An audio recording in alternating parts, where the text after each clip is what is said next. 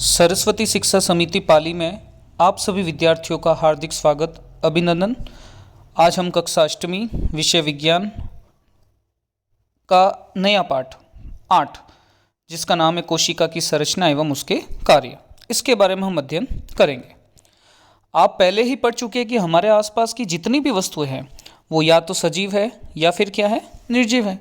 अब सजीव की यदि हम बात करें तो सजीव वे वस्तुएं होती है या वे जीव होते हैं या सजीवों के अंतर्गत उन वस्तुओं को रखा जाता है जिनमें एक तो श्वसन पाया जाता है। श्वसन का मतलब जो ऑक्सीजन को लेने और CO2 को छोड़ने का काम करते हैं, जिनमें वृद्धि पाई जाती है, जिनमें उत्सर्जन पाया जाता है, जिसमें एक विभिन्न प्रकार का एक तंत्र पाया जाता है, वो सजीव है। जैसे सजीव का एग्जाम्पल यदि अपन लें, अब सजीव पेड़ पौधों को ले ले तो ये सजीव है, मानव को ले ले ये सजीव है, यहाँ तक कि एक छोटी सी जो कोशिका है, एक कोशिकीय अमीबा, वो भी क्या है, सजीव है। चाहे उसमें तंत्र नहीं हो लेकिन वो अपनी जीवन की क्रियाओं को निरंतर रूप से करने का कार्य करती है, वृद्धि करती है, श्वसन करती है, तो वो सभी क्या है, सजीव है। और ये सभी गुण जिन वस्तुओं में नहीं पाए जाते हैं उन्हें अपन क्या कहते हैं, निर्जीव कहते हैं। जैसे कि मिट्टी हो गया, प्रकाश हो गया, वायु हो गई, ये सभी जल हो गया, ये सब। साथ ही आपको यह भी याद होगा कि सभी सजीव कुछ मूलभूत कार्य संपादित करते हैं। क्या आप इन कार्यों की सूची बना सकते हैं? हाँ, तो ये कार्य कौन कौन से हैं? तो आपने देखा होगा सजीव जो है वो भोजन का पाचन करते हैं, उस भोजन का पाचन करने के बाद श्वसन करते हैं, उसके बाद परिवहन करते हैं, जो भोज्य पदार्थ गैसीय पदार्थ है उनका शरीर में परिवहन करने का, यानी विभिन्न प्रकार के कार्य जो है वो सजीव करते हैं।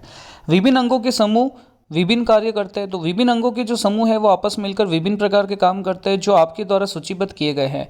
इस अध्याय में आप अंगों की संरचनात्मक मूलभूत इकाई के विषय में पढ़ेंगे जिसका नाम क्या है, कोशिका। तो ध्यान रखना, जिस प्रकार पूरे मकान को बनाने के लिए जो मकान की सूक्ष्मतम इकाई है वो कौन होती है, ईंट होती है, उसी प्रकार पूरे सजीव को बनाने के लिए उसकी जो सूक्ष्मतम इकाई होती है, जो क्रियात्मक इकाई होती है, जो संरचनात्मक इकाई होती है।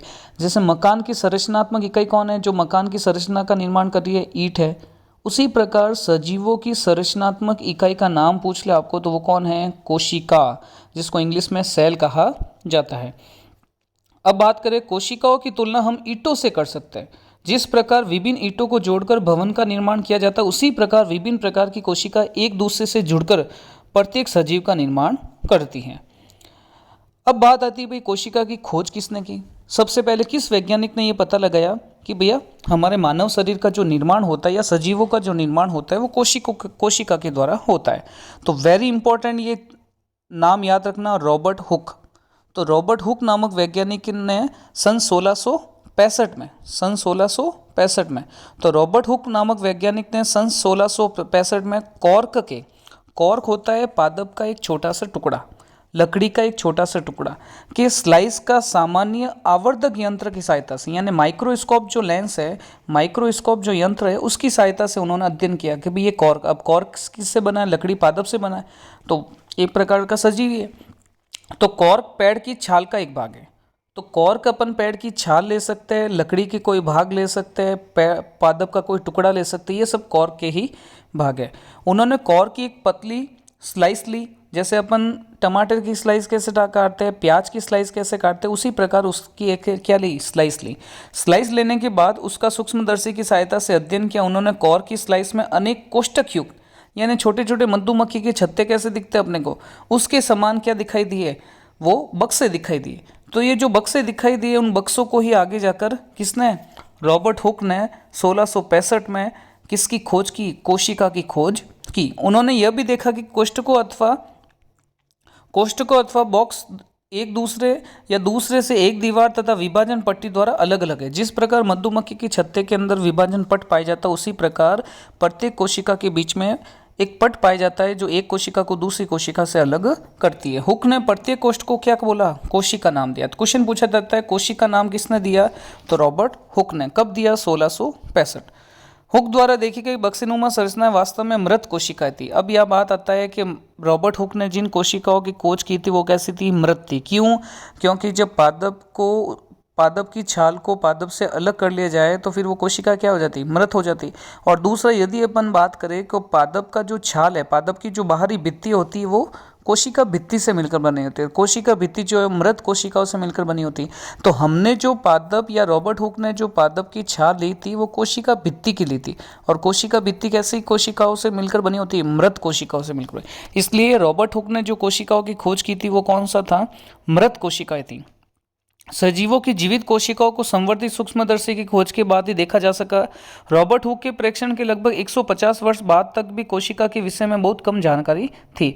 आज हमें कोशिका की संरचना कार्यों के विषय में बहुत अधिक जानकारी है। यह अधिक आवर्धन क्षमता वाले सूक्ष्मदर्शी व तकनीक द्वारा संभव हो पाया। देखो, कोशिका वो सूक्ष्मतम इकाई जिसे हम आंखों से देख नहीं सकते, और जिसको आंखों से नहीं देख सकते उसका अध्ययन कैसे कर पाएंगे? तो उसका अध्ययन करने के लिए माइक्रोस्कोप, विशेष प्रकार के माइक्रोस्कोप सूक्ष्मदर्शी यंत्रों का प्रयोग किया जाता है, जो उस समय उपलब्ध नहीं थे लेकिन अब वर्तमान में उपलब्ध है। इसलिए उपलब्ध होने के कारण हम कोशिकाओं को बारीकी से क्या कर सकते हैं? अध्ययन कर सके, और अध्ययन कर भी रहे हैं। अब कोशिका की बात करें तो भवन के लिए ईंट व सजीवों के लिए कोशिका दोनों ही उसकी मूलभूत संरचनात्मक इकाई है। तो यहाँ से दूसरा क्वेश्चन पूछा जाता है, किस इकाई को सजीव की संरचनात्मक व मूलभूत इकाई कहा जाता है? तो क्वेश्चन पूछा जाता है जिसका नाम है कोशिका। तो कोशिका जिस प्रकार भवन की संरचनात्मक इकाई कौन है?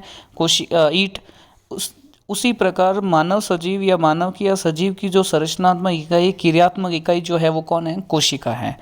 यद्यपि भवन निर्माण में एक समान ईंटों का प्रयोग होता है परंतु उनकी आकृति, डिजाइन एवं साइज अलग अलग होते हैं। उसी प्रकार सजीव जगत के जीव एक दूसरे से भिन्न भिन्न होते हुए भी कोशिकाओं के बने होते हैं।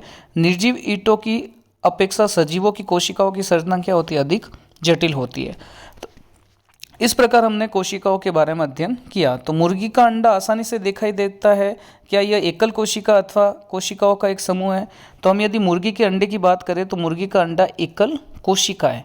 तो वो एकल कोशिका है जो आगे जाकर एक बच्चे का, एक प्रकार से कह सकते हैं चूजे का निर्माण करती हैं।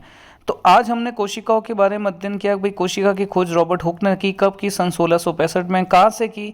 पादप की छाल, जिसको क्या बोला उसने? कॉर्क बोला। लेकिन रॉबर्ट हुक ने जो कोशिका की खोज की थी, लेकिन वो कैसी थी? मृत थी। तो मृत कोशिका की खोज उसने की थी। और सजीव की मूलभूत संरचनात्मक क्रियात्मक इकाई कौन सी है? कोशिका है। धन्यवाद।